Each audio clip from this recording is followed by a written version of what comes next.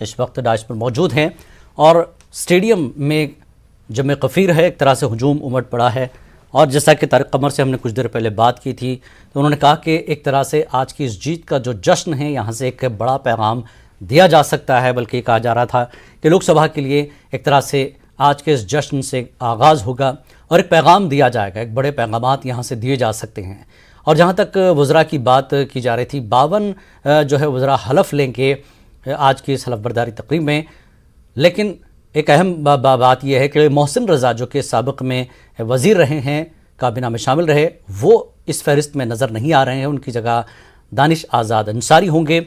और योगी आदित्यनाथ ने जैसा कहा था कि हम नए चेहरों को शामिल करेंगे, क्योंकि सरकार में वो कुछ नए चेहरों के साथ एक नए जोश के साथ काम करना चाहते हैं। आनंदीबेन पटेल गवर्नर इस वक्त वहाँ पर मौजूद हैं।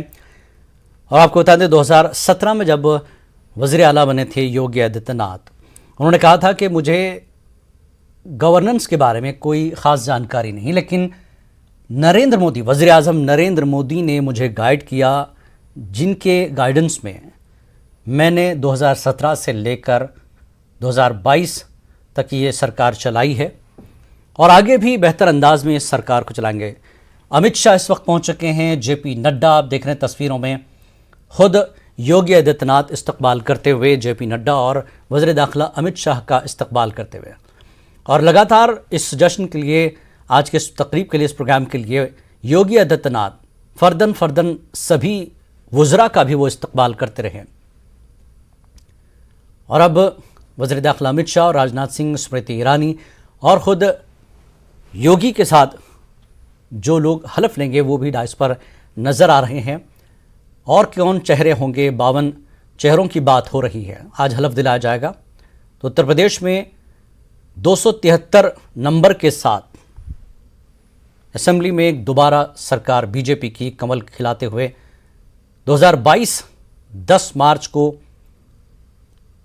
ये ऐलान कर दिया गया कि उत्तर प्रदेश में बीजेपी की सरकार दोबारा बन रही है। आज उसी का जश्न, आज रस्म अदा होगी और योगी आदित्यनाथ वज़ीर आला के तौर पर हलफ लेंगे।